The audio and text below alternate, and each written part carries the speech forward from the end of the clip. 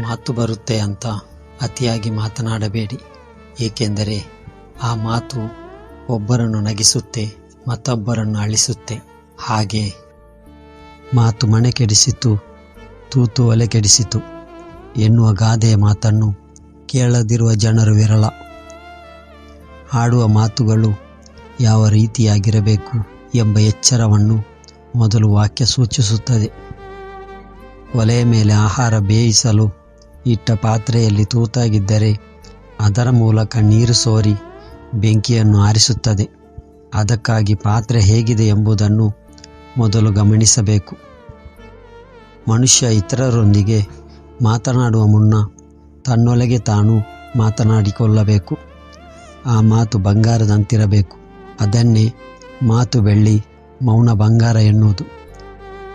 ಮಾತು ಸ್ಪಷ್ಟವಾಗಿ ಪಾರದರ್ಶಕವಾಗಿದ್ದಾಗ ಮಾತ್ರ ಆ ವ್ಯಕ್ತಿಯ ಬಗ್ಗೆ ವಿಶ್ವಾಸ ಮೂಡಲು ಸಾಧ್ಯ.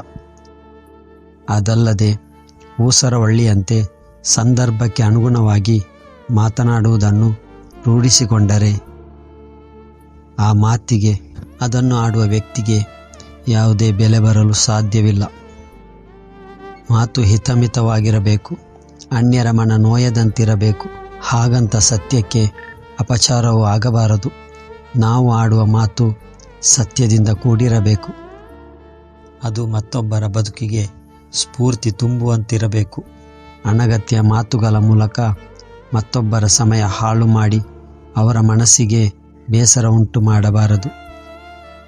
ಚಾಡಿ ಮಾತುಗಳಿಗೆ ಕಿವಿ ಕೊಡಬಾರದು. ಮಾತಿನಿಂದಲೇ ಮನುಷ್ಯನ ವ್ಯಕ್ತಿತ್ವಕ್ಕೆ ಘನತೆ ಇಲ್ಲವೇ ಕುಂದು ಬರುತ್ತದೆ. ಒಬ್ಬ ವ್ಯಕ್ತಿಯ ಗುಣಾನುಗುಣಗಳನ್ನು ಅರಿಯುವುದು ಅವನ ಒಡನಾಟಗಳು ಯಾರ ಜೊತೆಗಿದೆ, ಯಾವ ಮಾತಿಗೆ ಮುನ್ನಡೆ ಕೊಡುತ್ತಾನೆ ಎನ್ನುವುದನ್ನು ಅವಲಂಬಿಸಿದೆ. ಸಜ್ಜನರ ಸಹವಾಸ, ಸಾತ್ವಿಕರ ಮಾತು ನಮ್ಮ ಬೆನ್ನಿಗಿದ್ದರೆ ಅವೇ ನಮ್ಮನ್ನು ಬೆಳಕಿನತ್ತ ಸಾಗಿಸುತ್ತದೆ. ಕೆಲವೊಮ್ಮೆ ಮಾತಿಗಿಂತ ಮೌನಕ್ಕೆ ಶರಣಾಗುವುದು ಆಂತರಿಕ ಬೆಳವಣಿಗೆಗೆ ಸಹಕಾರಿಯಾಗುತ್ತೆ. ಹಾಗಂತ ಮಾತು ಬೇಡವೇ ಬೇಡ ಎಂದಲ್ಲ. ಆಡುವ ಮಾತುಗಳು ಸತ್ಯದ ನೆಲೆಯಲ್ಲಿರಬೇಕು. ಅಷ್ಟೇ ಅಲ್ಲ, ಮಾತುಗಳು ಹೃದಯದಾಳದಿಂದ ಮೂಡಿಬಂದರೆ, ಪರಿಣಾಮಕಾರಿಯಾಗಿದ್ದರೆ ಅವುಗಳ ಮೌಲ್ಯಗಳು ತನ್ನಿಂತಾನೇ ಹೆಚ್ಚುತ್ತದೆ.